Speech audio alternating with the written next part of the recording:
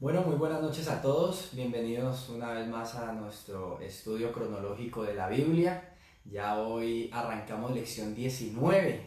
No sé si ustedes recuerdan que en un principio habíamos hablado de que son 32 lecciones, lo que quiere decir que ya hemos pasado por la mitad y espero de verdad haya sido de impacto en nuestras propias vidas lo que hemos visto hasta el momento.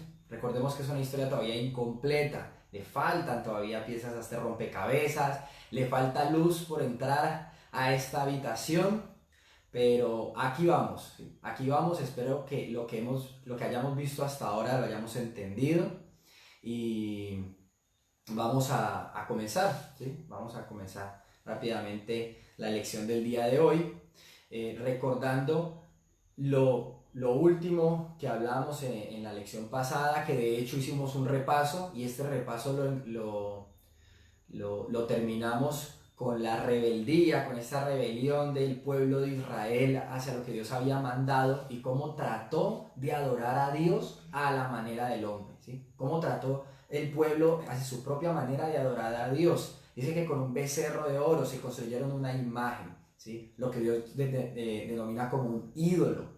Ellos queriendo adorar a Dios, al Dios que los había sacado de Egipto, construyeron esta imagen y creyeron que así lo estaban adorando. Pero Dios dejó claro que estaban adorando cualquier otra cosa menos a Él y los castigó y hubo juicio.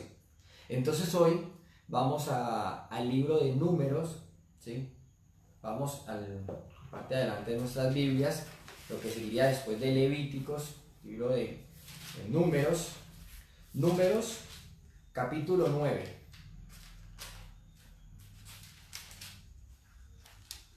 Números capítulo 9, versículos 22 y 23.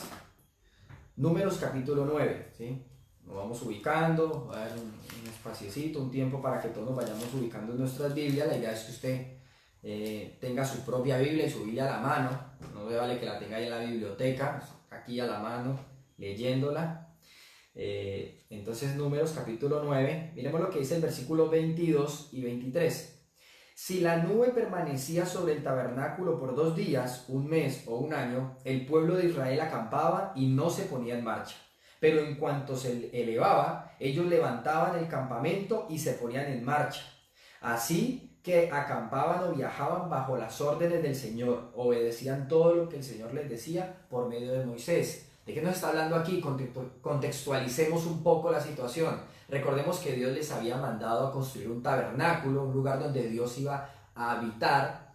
Y nos dice que había una nube, cuando terminaron de construir el tabernáculo, una nube se posó sobre él, lo que indicaba la presencia de Dios en medio de ellos. Entonces nos dice que mientras la nube estuviera ahí, ellos no se movían, ya fuera que pasaran 2 días o un mes o un año, ellos permanecían ahí. Pero cuando se movía la nube, inmediatamente ellos levantaban el campamento, desarmaban todo, incluyendo el tabernáculo, y arrancaban a caminar. Seguían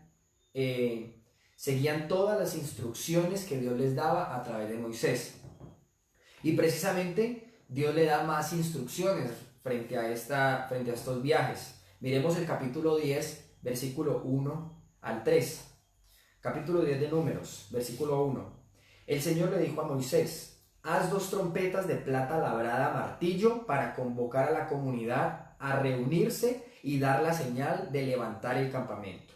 Al toque de ambas trompetas, todos deben reunirse ante ti a la entrada del tabernáculo. ¿Sí? Cuando Dios manda a Moisés a construir unas trompetas, cosa de que con esas trompetas le anunciara a todo el pueblo que debían reunirse y comenzar su viaje, guiados por el Señor. Y miremos el versículo 11 y 12, que precisamente así fue como ocurrió. Versículo 11. Durante el segundo año, después que Israel saliera de Egipto, el día 20 del segundo mes, la nube se elevó del tabernáculo del pacto. Entonces los israelitas salieron del desierto de Sinaí y viajaron de un lugar a otro hasta que la nube se detuvo en el desierto de Parán. Nos indica entonces que ellos sí recuerdan que el pueblo, Dios los había llevado hasta el Sinaí, ¿no? Donde les había dado la ley y todas las instrucciones. Pues nos dice que ellos se quedaron ahí 2 años. 2 años en los que el Señor no se movió de ahí del tabernáculo, ellos debieron quedarse quietos, pero 2 años después de haber salido de Egipto, 2 años llevaban ahí en el Sinaí, la nube se mueve y todo el pueblo se mueve tras la nube, o sea, guiados por el Señor, guiados por Dios. Y dice que se movieron de un lado a otro en el desierto hasta que llegaron al desierto de Parán, ¿sí? La nube se detuvo ahí, ellos acamparon en el desierto de Parán y Dios está a punto de comenzar a cumplir una de las promesas que les había hecho, que le había hecho a su pueblo, que le había hecho a Abraham, a Isaac, a Israel y toda su descendencia. ¿Se recuerdan la tierra prometida? Bueno, Dios no se ha olvidado de su promesa, Dios lo que promete lo cumple. Y vemos precisamente en el capítulo 13, miremos el capítulo 13, versículos 1 al 3, ¿sí? Versículos 1 al 3. Capítulo 13 de Números, versículos del 1 al 3 dice así: El Señor le dijo a Moisés: envía hombres a explorar la tierra de Canaán, la tierra que les daré a los israelitas. Envía un jefe de cada una de las 12 tribus de sus antepasados. Entonces Moisés hizo lo que el Señor le ordenó y envió a 12 hombres desde el campamento en el desierto de Parán, todos los jefes de las tribus de Israel. Nos dice que el pueblo se encontraba justo enfrente de la tierra prometida, esta tierra de la que tanto se había hablado, esa tierra que tanto habían anhelado, que Dios había prometido desde Abraham. Bueno, ahí estaban, enfrente de la tierra. Dios les está diciendo que envíen exploradores a esta tierra que Él ya les iba a dar. Enviaron a 12 hombres, uno por cada tribu. Recordamos que eran 12 tribus de Israel, uno por cada tribu. Y estos 12 hombres parten hacia la tierra de Canaán, la tierra que Dios les había prometido, a explorarla. Aunque Dios se las iba a dar, no es que iban a entrar y la iban a tomar así como si nada. Ellos debían luchar, iban a la guerra con las personas que habitaban ahí, pero era porque Dios ya se las había dado, ¿sí? Ellos debían llegar a reclamar la tierra que Dios ya les había prometido. Entonces Dios los envía a explorar la tierra, a que la conozcan, ¿sí? A que vayan 12 hombres y lleguen con un reporte de lo que precisan, de la tierra que Dios les había prometido y que precisamente era como Dios se la había prometido. Que esta tierra era exactamente como Dios se la había dicho. ¿Sí recuerdan que Dios les había dicho que iba a ser una tierra muy buena, una tierra que emana leche y miel? O sea, eso quiere decir que es muy fructífera. Dios manda a estos hombres, Dios le dice a Moisés que mande a estos hombres para que la conozcan, para que se llenen de ánimo, ¿sí? Para que comiencen a conocer lo que ya iba a ser de ellos. Pues bien, estos hombres parten a la tierra de Canaán, a esta tierra prometida, y regresan. Miremos el versículo 25, capítulo 13, versículo 25.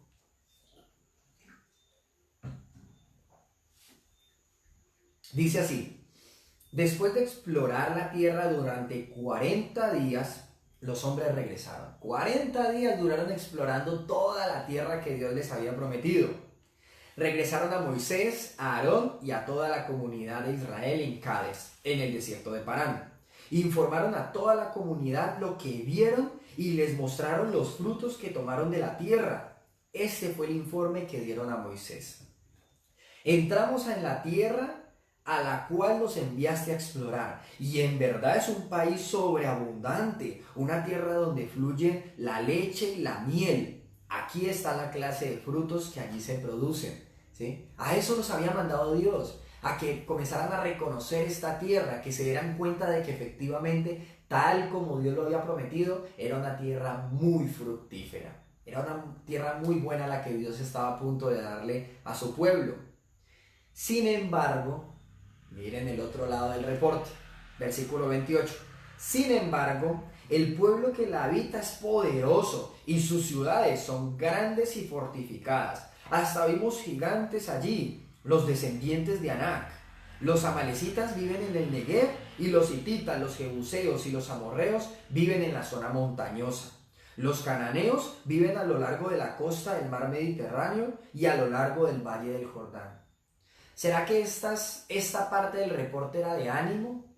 ¿Será que les iba a dar ánimo al pueblo? Y aún a ellos mismos que lo estaban diciendo, ¿será que los estaba animando? No mucho, ¿no? Sonaba más como una queja, un mal reporte, desalentador. Sin embargo, nos dice un hombre llamado Caleb, que era uno de los exploradores, en el versículo 30 nos dice, pero Caleb trató de calmar al pueblo que se encontraba ante Moisés. Vamos enseguida a tomar la tierra, dijo, de seguro podemos conquistarla. A él no le importaba todo lo que había visto, él mismo lo había visto, igual que los otros exploradores, pero a él eso no le importaba, ¿sí? Él iba con toda, él iba con ánimo, ¿sí? Nos dice, ahora, ¿por qué la actitud de Caleb? Si de verdad habían hombres poderosos, las ciudades eran fortificadas, ¿por qué la actitud de Caleb? ¿Por qué el ánimo de Caleb? Por su fe. ¿Dónde estaba puesta la fe de Caleb? En Dios. Dios ya se las había prometido. Miremos el versículo 2 del capítulo 13. Hay versículo 2 que nos dice, envía hombres a explorar la tierra de Canaán, la tierra que les daré a los israelitas. Envía un jefe de cada una de las tribus de sus antepasados. Envíalos a la tierra que les daré a los israelitas. Ahí estaba puesta la fe de Caleb, en Dios y su promesa. A los demás, a los otros exploradores y al resto del pueblo, como que su fe, su confianza no estaba tan puesta en Dios, se dejaron llevar por otro tipo de situaciones que eran reales, pero que no era lo que Dios había enviado a que mirara, ¿sí? Y miremos de hecho la reacción del pueblo, de los demás hombres. Miremos el versículo 31. Pero los demás hombres que exploraron la tierra con él no estuvieron de acuerdo. No podemos ir contra ellos, son más fuertes que nosotros. Entonces comenzaron a divulgar entre los israelitas el siguiente mal informe sobre la tierra. La tierra que atravesamos y exploramos devorará a todo aquel que vaya a vivir allí. Todos los habitantes que vimos son enormes. Hasta había gigantes, los descendientes de Anac. Al lado de ellos nos sentíamos como saltamontes y así nos miraban ellos, ¿sí?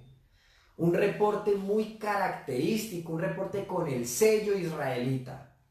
Queja y exageración. Queja frente a algo que Dios ya les había dicho que iban a poseer, era una promesa de Dios, pero seguían viendo el lado negativo de la situación. Y exageración porque dicen éramos como langostas, como saltamontes, como grillos, y así nos veían ellos. Qué exagerados, ¿sí? Qué exagerados. Posiblemente no era así, pero ellos siempre exagerando el lado negativo. No estaban dispuestos a exagerar en el lado positivo, en que Dios ya se les iba a dar la tierra, en que ya era de ellos, que simplemente tenían que tomarla, que Dios los estaba enviando, que Dios iba a ir delante de ellos como siempre lo había hecho. No, exageraban siempre lo negativo, sumándole, echándole leña a su desconfianza que ardía de manera ferviente dentro de ellos.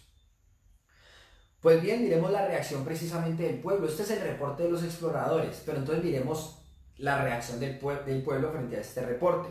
Capítulo 14. Entonces toda la comunidad empezó a llorar a gritos y así continuó toda la noche. Sus voces se elevaron en una gran protesta contra Moisés y Aarón. Si tan solo hubiéramos muerto en Egipto o incluso aquí en el desierto, se quejaban. ¿Por qué el Señor nos está llevando a esta tierra solo para que muramos en batalla? A nuestras esposas y a nuestros hijos se llevarán como botín. ¿No sería mejor volvernos a Egipto? Entonces conspiraron entre ellos. Escojamos a un nuevo líder y regresemos a Egipto. El pueblo seguía quejándose y seguía desconfiando de Dios, rechazando a Dios. Miren qué tanta necedad que antes se quejaban solamente contra Moisés. ¿Por qué nos trajiste aquí a morir? ¿Por qué no nos dejaste en Egipto? Pero miren que aquí son tan necios, tan tercos, tan rebeldes. Es tanto el pecado del pueblo que aceptan que Dios era quien los estaba llevando hasta allá, que Dios los había llevado hasta allí y Dios los estaba llevando hacia la tierra prometida. Dice, ¿por qué el Señor nos está llevando a esta tierra solo para que muramos en batalla? Ellos sabían que Dios los estaba llevando allí, pero desconfiaban de Dios. Dios los estaba llevando es para sufrir. Dios los está llevando es para morir. Dios los había llevado casi que cargados. Nos menciona la Biblia como sobre alas de águila. Dios los había cuidado en cada momento, cada día. Les proveía comida, les proveía agua, los libraba de sus enemigos. Y ahora que los está llevando a la tierra prometida, se quejan diciendo, ¿para qué nos está llevando Dios a morir a esa tierra? ¿Sí? Y desearon, miren a lo que lleva, un pecado lleva a otro. Es tanta la desconfianza que llevaron a rechazar a Dios. Dejemos a un lado a Moisés, dejemos a un lado a Dios, escojamos un líder y regresemos a Egipto. Si mejor devolvámonos, estábamos mejor en Egipto. Dios no iba a tolerar eso. Dios no iba a tolerar eso. Y le dice a Moisés que va a acabar con el pueblo, que va a enviar juicio sobre el pueblo. Pero Moisés intercede. Moisés, que tiene amor por Dios, también tiene amor por su pueblo, por la gente que ha guiado, que Dios le ha permitido guiar hasta ahí, e intercede por su pueblo y ruega por su pueblo para que el Señor los perdone. Y miren lo que nos responde, lo que le responde el Señor a Moisés en el versículo 20. Dice así: entonces el Señor le dijo a Moisés, los perdonaré como me lo pides, pero tan cierto como que yo vivo y tan cierto como que la tierra está llena de la gloria del Señor, ni uno solo de este pueblo entrará jamás en esa tierra. Todos vieron mi gloriosa presencia y las señales milagrosas que realicé, tanto en Egipto como en el desierto. Pero vez tras vez me han probado, rehusando escuchar mi voz. Ni siquiera verán la tierra que juré dar a sus antepasados. Ninguno de los que me trataron con desdén lo verá. Sin embargo, mi servidor Caleb tiene una actitud diferente a los demás. Él se ha mantenido fiel a mí. Por lo tanto, yo lo llevaré a la tierra que él exploró. Sus descendientes tomarán posesión de la porción de la tierra que les corresponde. Ahora bien, den la vuelta y no sigan hacia la tierra donde habitan los amalecitas y los cananeos. Mañana deberán partir al desierto en dirección del Mar Rojo. Miren que Dios en su misericordia los perdona. Está bien, los perdono, pero Dios es justo. Dios es justo y va a aplicar justicia, ¿sí? Él les dice, listo, los perdono, pero ya no van a entrar a la tierra prometida. Ya no van a entrar a la tierra prometida, ni siquiera la van a poder ver, ¿sí? Ninguno de los que vio los milagros del Señor, ninguno. De hecho, el día siguiente, Dios le dice que debían dar la vuelta, tenían la tierra prometida al frente, solamente debían entrar y comenzar a tomarla. Pero Dios les está diciendo, por su rebeldía, por su desconfianza, ¿sí? Por su incredulidad, van a dar media vuelta y se van a dirigir al desierto como yendo hacia el Mar Rojo. O sea, nuevamente hacia donde Dios los había sacado. Los estaba llevando hacia el desierto, en sentido opuesto a lo que Él quería hacer con ellos. Ahora, pero es que Dios lo prometió, Dios les prometió la tierra, ¿cómo así? ¿Ahora no va a cumplir? ¿Qué garantía entonces hay de que Dios cumpla sus promesas y no las cumpla? Bueno, recordemos que Dios le había dado la promesa a Abraham, a Isaac, a Israel, de que sus descendientes tomarían la tierra. Ni siquiera se lo estaba prometiendo a Abraham. Abraham no la vio. Abraham murió sin ver muchas de las cosas que Dios le había prometido. Lo mismo Isaac, lo mismo Israel. Pero Dios les había dado la promesa de que sus descendientes iban a tomar la tierra. Ahora, esta generación, este pueblo, ¿tenía acceso a esa promesa? Sí, tenía acceso a la promesa. ¿Y quién la había rechazado? El mismo pueblo. El pueblo rechazó la promesa que Dios había hecho. Y Dios la iba a cumplir. ¿Sí? Dios dice, pues ya no van a ser ustedes, van a ser sus hijos. ¿Sí? Dios mantiene su promesa. Pero ellos no accedieron a esa promesa porque la rechazaron. Ellos mismos fueron quienes rechazaron la promesa que Dios había hecho. Ellos tenían acceso, pero no quisieron. Entonces mire que Dios sigue hablando en el versículo 26. Nos dice, entonces el Señor les dijo a Moisés y a Aarón, ¿hasta cuándo debo tolerar a esta perversa comunidad y sus quejas en mi contra? Sí, he oído las quejas que los israelitas tienen contra mí. Ahora bien, díganles lo siguiente: tan cierto como que yo vivo, les oí decir, tan cierto como que yo vivo, declara el Señor, haré con ustedes precisamente lo que les oí decir. ¿Qué dijeron? No queremos entrar a la tierra, queremos devolvernos.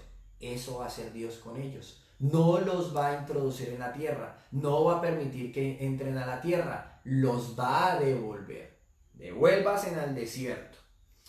Todos caerán muertos en este desierto, ya que se quejaron en contra de mí. Cada uno de los registrados que tiene 20 años o más morirá. No entrarán a ocupar la tierra que yo juré darles, excepto Caleb, hijo de Jefone, y Josué, hijo de Nun. Ustedes dijeron que sus niños serían llevados como botín. Pues bien, yo me ocuparé de que entren a salvo a esa tierra y que disfruten lo que ustedes despreciaron. Pero en cuanto a ustedes, caerán muertos en este desierto. Sus hijos serán como pastores que vagan por el desierto durante 40 años, y de esa manera ellos pagarán por la infidelidad de ustedes, hasta que el último de ustedes caiga muerto en el desierto. Puesto que sus hombres exploraron la tierra durante 40 días, ustedes andarán vagando en el desierto por 40 años, un año por cada día, y así sufrirán las consecuencias de sus pecados. Entonces sabrán lo que es tenerme como enemigo. Yo, el Señor, he hablado. Sin falta haré todas esas cosas a cada miembro de la comunidad que conspiró contra mí. Serán destruidos en este desierto y aquí morirán. Se van a dar cuenta lo que es tenerme como enemigo. Palabras bastante fuertes. Dios, quien los estaba llevando de una manera especial a que poseyeran la tierra, ahora los está llevando al desierto para que mueran en el desierto. El mismo Dios que muestra amor, con amor muestra justicia. Justicia. El pueblo quería volver al desierto, volverá al desierto, pero ahora iba a ser condenado a morir en el desierto por su incredulidad. Dios les había permitido estar 40 días en la tierra prometida a estos exploradores para que se llenaran de ánimo, para que se llenaran de fuerzas, de alientos y entraran con todas las fuerzas, con todo el ánimo a la tierra prometida. Pero utilizaron esos 40 días para desanimarse, para alimentar su incredulidad, para alimentar su desconfianza. Y ahora Dios, por cada día que habían mal utilizado, los iba a condenar por cada día un año en el desierto. E iban a durar 40 días vagando en el desierto hasta que toda esta generación que había visto las maravillas de Dios y así todavía desconfiado, muriera.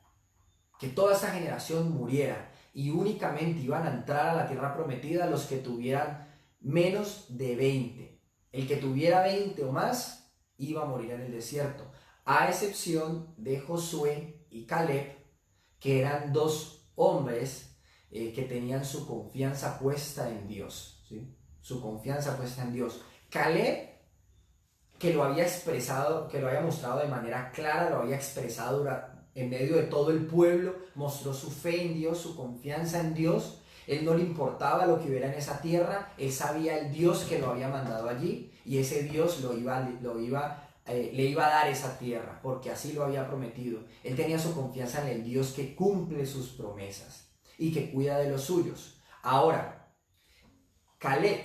por un lado Caleb y por el otro lado Josué, ¿sí? Por el otro lado tenemos a Josué y ya vamos a ver precisamente Dios por qué escoge a Josué, que como lo estamos diciendo, lo estamos mencionando, la fe de Josué, pero vamos a mencionar a Josué, vamos a hablar de Josué de una manera un poco más detallada, o vamos a hablar un poco más de él más adelantico.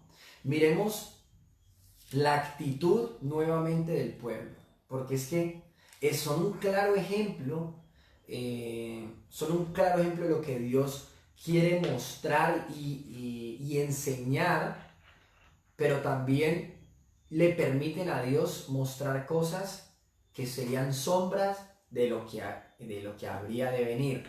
¿Y de qué estoy hablando? Miremos el capítulo 21, ¿sí? Miremos por un momento el capítulo 21 de ahí de Números. Números capítulo 21. Resulta que Dios les había dicho, si recuerdan que Dios les había dicho entonces que se volvieran al desierto, ¿no? Hacia el Mar Rojo. Pues precisamente así ocurrió. Versículo 4, capítulo 21 de Números, versículo 4. Dice así: luego el pueblo de Israel salió del monte Hor y tomó el camino hacia el Mar Rojo para bordear la tierra de Edom.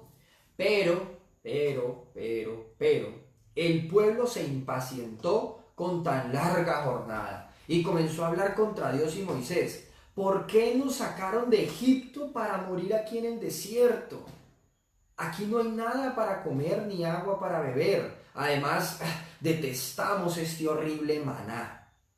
Detestamos este horrible maná. El pueblo no se cansaba de rechazar a Dios. No se cansaba. Cuando Dios los dirige al desierto, como ellos querían devolverse, pues Dios los devolvió y comenzaron a quejarse porque les tocaba caminar mucho y ya estaban cansados y expresaban, no nos trajeron al desierto sino a morir, nos sacaron de Egipto no sino fue a morir, aquí no hay comida, aquí no hay agua. Dios les estaba proveyendo, eso era mentira, Dios les estaba proveyendo. El problema que ellos encontraban era que Dios les estaba proveyendo algo que ellos no querían. O mejor dicho, Dios no les estaba dando lo que ellos sí querían. Dios les estaba dando un alimento muy especial y muy particular, el maná. ¿Sí recuerdan? Eso que caía del cielo, que todas las mañanas, todos los días, los israelitas tenían para comer. Nos dice que Dios mismo les estaba dando. Dios conocía la necesidad de su pueblo y estaba proveyendo para su pueblo. Pero los israelitas no querían eso. Querían otra cosa de comer, ¿sí? Estaban cansados con ese maná que Dios, ese horrible maná que Dios les estaba dando. Guácala, estaban cansados de comer lo mismo. Y se quejaban, y se quejaban, y se quejaban. Y Dios, que no los estaba tolerando más, miremos lo que hace en el versículo 6 y versículo 7. Dice, o el versículo 6 dice: entonces el Señor envió serpientes venenosas entre el pueblo y muchos fueron mordidos y murieron. Ahora, el mismo Dios que estaba dispuesto a entregarles esta tierra que tanto les había prometido, ahora los había enviado a morir en el desierto y frente a sus quejas y su incredulidad había enviado otro juicio. Serpientes venenosas, ¿sí? Que a cuanto picaban, moría. Y comenzó a morir. Dice que comenzaron a morir los israelitas, de tanto quejarse, los mordía la serpiente y morían. Así que nos dice el versículo 7, el pueblo acudió a Moisés y clamó: hemos pecado al hablar contra el Señor y contra ti. Pide al Señor que quite las serpientes. Así pues, Moisés oró por el pueblo. Entonces el Señor le dijo a Moisés: haz la figura de una serpiente venenosa y átala a un poste. Todos los que sean mordidos vivirán tan solo con mirar la serpiente. Así que Moisés hizo una serpiente de bronce y la ató a un poste. Así, entonces, los que eran mordidos por una serpiente miraban la serpiente de bronce y sanaban. Qué interesante esta manera Dios de librar de la muerte a su pueblo. El pueblo estaba muriendo por un juicio enviado por Dios. Miren qué interesante que Dios no quita el juicio, ¿sí? Dios no quita las serpientes. Dios ya había enviado un juicio, ¿sí? Y ya había sentencia de muerte. La sentencia de muerte, el que sea mordido muere, punto. Ahí no hay nada que hacer. Dios no estaba quitando el juicio, pero sí estaba enviando una salida. Estaba dando un plan de salvación. Dios le dijo a Moisés que hiciera algo muy simple, muy sencillo. Construye o moldea una serpiente de bronce, ponla en un asta, en un poste de madera, y todo el que sea mordido, que mire la serpiente, creyendo que Dios lo iba a sanar, y se sanaría. Eso era todo. Eso era todo. Una mirada de fe. Una mirada de fe. Lo único que Dios le estaba pidiendo al pueblo, que era lo que les había pedido durante toda su historia, era confianza, fe, que el pueblo pusiera su confianza en Dios, que creyera que el plan de salvación de Dios era suficiente, que ellos no tenían que hacer absolutamente otra cosa. El plan que Dios había dado y que Él mismo estaba ejecutando era suficiente para salvarse de la muerte. ¿Qué debían hacer? Poner su confianza en Dios. Dios había provisto esta serpiente, solamente debían mirarla con fe en Dios, no en la serpiente, y serían sanados y salvados de la muerte. Y digo no en la serpiente porque esa parte es muy importante. Dios no estaba mandando a adorarlo por medio de una serpiente. Ojo, eso sería idolatría, no nos confundamos. Dios no estaba mandando al pueblo a adorarlo por medio de una serpiente. Dios estaba mandando al pueblo a poner su fe en Dios, que mirando la serpiente, su confianza estuviera puesta en Dios, en que Dios había provisto este plan de salvación. Una mirada de fe. Lo único que debían de hacer era confiar en Dios y serían salvados de la muerte. Y nos dice que así ocurrió. Todo el que era mordido por una serpiente, miraba a la serpiente, tenía su confianza puesta en Dios y sanaba. Pero esto iba a ser solamente una sombra de lo que Dios iba a hacer con su pueblo, de lo que Dios iba a hacer más adelante. Pero bien, miremos entonces, vamos más adelante y miremos el capítulo 27 de Números, ¿sí? ¿Se recuerdan que estábamos hablando de Josué, este muchacho, este hombre, Josué? ¿Quién era? Capítulo 27, miremos el versículo 18. Capítulo 27, versículo 18. El Señor le respondió a Moisés: toma a Josué, hijo de Nun, en quien está el Espíritu, y pon tus manos sobre él. Preséntalo al sacerdote Eleazar ante toda la comunidad, y públicamente encárgale que dirija al pueblo. Entrégale de tu autoridad para que toda la comunidad de Israel lo obedezca. Cuando se necesite dirección del Señor, Josué se presentará ante el sacerdote Eleazar, quien usará el Urim, uno de los sorteos sagrados que se hace ante el Señor, para determinar su voluntad. De esta manera Josué y el resto de la comunidad de Israel decidirán lo que deben hacer. Así que Moisés hizo lo que el Señor le ordenó y presentó a Josué ante el sacerdote Eleazar y ante toda la comunidad. Luego Moisés impuso sus manos sobre él y le entregó el cargo de dirigir al pueblo, tal como el Señor había ordenado por medio de Moisés. Nos dice entonces que este Josué también iba a entrar a la tierra prometida porque Dios lo estaba escogiendo para liderar a su pueblo cuando muriera Moisés. Josué iba a ser el sucesor de Moisés. Dios dice, en este hombre se caracterizaba por tener una fe a la manera de Dios, un hombre que confiaba en Dios, ¿sí? Que buscaba la voluntad de Dios y hacer la voluntad de Dios, que iba a dirigir al pueblo como el Señor lo quisiera, ¿sí? Consultando la voluntad de Dios, y así estaba determinado a hacerlo. Y entonces, para continuar con este liderazgo de Josué, con el pueblo liderado por Josué, miremos el libro de Josué, ¿sí? Miremos precisamente el libro de Josué. Vamos un poco más adelante y vamos a ver Josué. Josué capítulo 1, versículos del 1 al 9.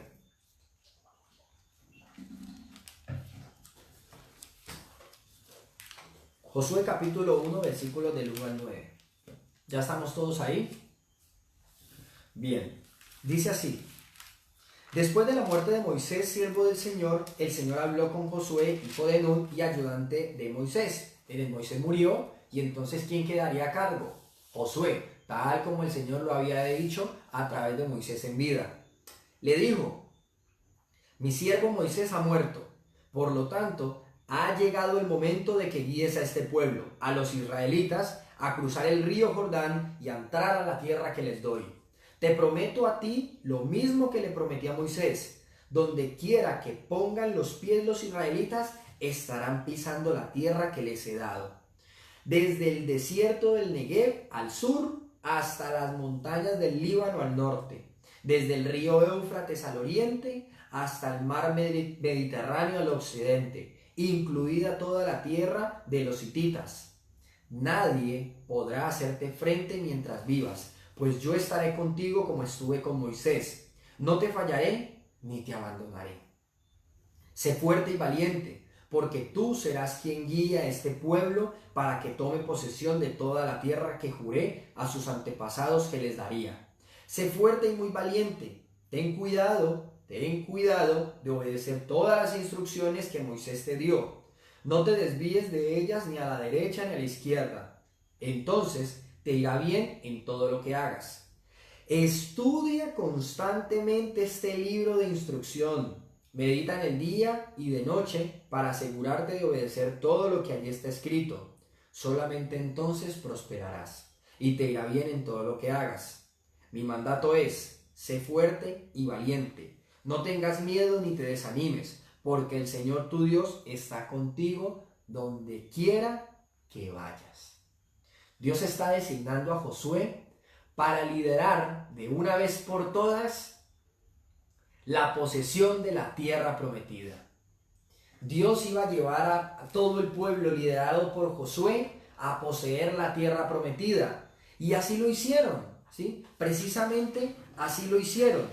Y vamos a ver, ¿sí? Y vamos a ver más adelante, en el capítulo, ahí en el libro, seguimos en el libro de Josué, en el capítulo 11, miremos el versículo 23, ¿sí? Versículo 23, capítulo 11. Así que Josué tomó control de todo el territorio, tal como el Señor le había indicado a Moisés. Le dio la tierra al pueblo de Israel como su preciada posesión y repartió el territorio entre las tribus. Entonces, por fin, la tierra descansó de la guerra. ¿De cuál guerra? La guerra a la que los había llevado Dios mismo para poseer la tierra, pero porque Dios los iba a librar, Dios se las iba a entregar, los iba a sacar victoriosos delante de sus enemigos. Y al final, todo el pueblo de Israel, liderado por Josué, llevado por Dios, ha recibido la tierra prometida, ¿sí? Ya es de ellos, ya es de ellos. Lo único que iban a hacer era, ya debían repartirla. Ya liderados por Josué, habían tomado la tierra prometida, porque Dios lo que promete, lo cumple. Y entonces el pueblo, allí en la tierra prometida, ya poseyendo la tierra, uno esperaría una muy buena actitud, una respuesta positiva frente a lo que Dios demandaba, frente a lo que Dios pedía, que era adoración a la manera de Dios. Y así ocurrió. De hecho, así ocurrió durante la vida de Josué. Miremos el libro de Jueces. Vamos al libro de Jueces, ¿sí? Más adelantico. Jueces capítulo 2, versículo 8. ¿Sí? Jueces capítulo 2, versículo 8.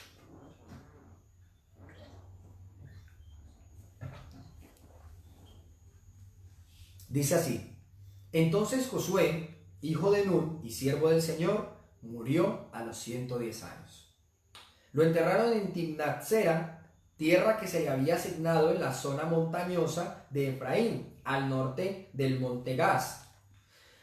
Después de que murieron todos los de esa generación, miren lo que viene aquí, creció otra que no conocía al Señor ni recordaba las cosas poderosas que él había hecho por Israel. Desconocían al Señor y todo lo que él había hecho, y eso va a tener un gran impacto negativo en la vida de estas personas, en esta generación de Israel. Versículo 11. Los israelitas hicieron lo malo a los ojos del Señor y sirvieron a las imágenes de Baal. Abandonaron al Señor, Dios de sus antepasados, quien los había sacado de Egipto. Siguieron rindiendo culto a otros dioses, los dioses de los pueblos vecinos, y así provocaron el enojo del Señor. ¿A quiénes comenzaron a adorar? Dice que a los dioses de los vecinos, de las otras naciones que allá vivían, allá a sus alrededores. Adoptaron otras creencias. Abandonaron al Señor, nos dice el versículo 13, para servir a Baal y a las imágenes de Astoret, lo cual hizo que el Señor ardiera de enojo contra Israel y que los entregara en manos de saqueadores, quienes les robaron sus posesiones. Los vendió a los enemigos que tenían a su alrededor y ya no podían vencerlo. Miren lo que hizo Dios. ¿Se recuerdan lo que le dijo al pueblo cuando quiso volver al desierto? Dice, ahora se van a dar cuenta lo que es tenerme como enemigo. Y lo mismo iba a hacer con este pueblo. Dios es justo y santo. Él no va a tolerar eso. Él es un Dios celoso. Y dice en el versículo 15, cada vez que los israelitas salían a la batalla, el Señor peleaba en contra de ellos e hizo que sus enemigos los derrotaran, tal como Él les había advertido. Y el pueblo estaba muy angustiado. ¿Cómo no iba a estar angustiado? Tenían al mismo Dios que peleó contra Egipto, lo tenían de enemigo. Ahí sí sabían, ahí sí reconocían a Dios, ahí sí sabían contra quién estaban. No reconocieron con quién estaban, a quién debían adorar. Ahora sí reconocían contra quién estaban peleando. ¿Quién peleaba en contra de ellos? El Señor Todopoderoso. ¿Y qué hizo el Señor? El Señor también misericordioso. Nos dice el versículo 16, que frente a la angustia del pueblo de Israel, el Señor levantó jueces para rescatar a los israelitas de la mano de sus agresores. Sin embargo, los israelitas el pueblo de Israel no hizo caso a los jueces, sino que se prostituyó rindiendo culto a otros dioses. Miren estas palabras ya más fuertes que Dios utiliza aquí en esta parte. Se prostituyó. ¿Por qué se prostituyó? Porque el amor del pueblo de Israel le pertenecía únicamente a Dios. La adoración del pueblo de Israel le pertenecía únicamente a Dios. El corazón del pueblo de Israel debía pertenecerle únicamente a Dios. Y el hecho de que ellos hayan ido a adorar a otros dioses, Dios lo describe como prostitución. Se prostituyeron ante otros dioses, entregaron su corazón a otros dioses, comenzaron a adorar a otros dioses. Y lo que nosotros vemos con estos ojos físicos, lo que determinamos como prostituirse, eso tan desagradable a los ojos de Dios, este acto es una prostitución, es prostituirse. ¿Qué tan degradante ve el Dios qué tan degradante ha visto la actitud del pueblo? ¿Con qué ojos está viendo Dios al pueblo? Como un pueblo que se está prostituyendo. Así de desagradable es este acto delante de Dios. Dice que pronto se apartaron del camino de sus antepasados, los cuales habían obedecido los mandatos del Señor. Dice el versículo 18, ¿qué hacía Dios por medio de estos jueces? Cada vez que el Señor levantaba un juez sobre Israel, Él estaba con ese juez y rescataba al pueblo de sus enemigos durante toda la vida del juez, pues el Señor tenía compasión de su pueblo, que estaba sobrecargado de opresión y sufrimiento. Pero, al morir el juez, la gente no solo volvía a sus prácticas corruptas, sino que se comportaba peor que sus antepasados. Seguía a otros dioses, los servía y les rendía culto. Además se negaba a abandonar sus prácticas malvadas y sus tercos caminos. El pueblo se negaba a obedecer a Dios, se negaba a abandonar estos dioses paganos, estos dioses de mentira, que a la final eran mentira, y se negaban a obedecer únicamente al Señor, a adorar únicamente al Señor, y Dios eso lo describe como prostitución, es algo desagradable. y levantaba jueces para que los libraran, porque el pueblo se lamentaba el hecho de ser oprimidos. Dios levantaba un juez con el cual él estaba, Dios estaba con este juez. El juez era básicamente un líder de guerra, los libraba de las batallas, y dice que durante la vida del juez el pueblo de Israel descansaba en Dios, ¿sí? Descansaban en Dios, en el juez que Dios ponía, en este guerrero, en este juez. Pero cuando moría el juez, el pueblo abandonaba completamente al Señor y se volvía no solamente a hacer lo que hacía antes, sino que dice que era peor, la actitud era peor, ¿sí? Era aún más desagradable que sus antepasados. Esto es un círculo, esto es algo cíclico que uno ve en el libro de Jueces, ¿sí? Básicamente lo mismo. El pueblo rechaza a Dios, Dios pelea contra ellos, los entrega ante sus enemigos, el pueblo lamenta su situación, clama a Dios, Dios levanta a un juez, el juez libera de la opresión al pueblo de Israel, lidera las batallas de Israel, los libra de sus enemigos. El pueblo adora a Dios durante la vida del juez, pero cuando muere el juez vuelve a adorar a otros dioses. Dios pelea contra ellos, los entrega a sus enemigos, levanta a otro juez, y así. Es cíclico, ¿sí? Esto es lo que nosotros encontramos en el libro de Jueces una y otra vez. Pero entonces la historia continúa en el libro de Samuel, ¿sí? En el primer libro de Samuel, ¿sí? Primero de Samuel, o primer libro de Samuel, capítulo 7. Capítulo 7, versículo 3. Miren el versículo 3. Entonces Samuel le dijo a todo el pueblo de Israel: si de todo corazón desean volver... Ahora, ¿quién es este Samuel? Sí, es importante aclararlo. Samuel es un hombre que Dios ha levantado, es un sacerdote, pero no solamente sacerdote, sino que es un hombre que hablaba delante de Dios. Hablaba de parte de Dios, perdón, sí, hablaba delante del pueblo de parte de Dios, ¿sí? Todo lo que Dios quisiera comunicar al pueblo lo hacía por medio de Samuel, quien no solamente era sacerdote, sino que era un profeta, ¿sí? Un profeta lo único que hacía era hablar de parte de Dios. Eso era lo único que hacía, hablar de parte de Dios. Dios hablaba con este profeta y el profeta hablaba de parte de Dios al pueblo. Y Samuel es uno de esos, ¿sí? Samuel es un sacerdote, pero que al mismo tiempo es profeta. Y entonces Dios levanta a este hombre llamado Samuel, y Samuel habla precisamente al pueblo, porque ese era su trabajo. Para eso Dios lo había escogido, para hablar al pueblo de parte de Dios. Y Samuel da un mensaje, habla de parte de Dios al pueblo diciendo en el versículo 3: si de todo corazón desean volver al Señor, desháganse de sus dioses ajenos y de las imágenes de Astoret. Dediquen su corazón al Señor y obedézcanlo solamente a Él. Entonces Él los rescatará de los filisteos.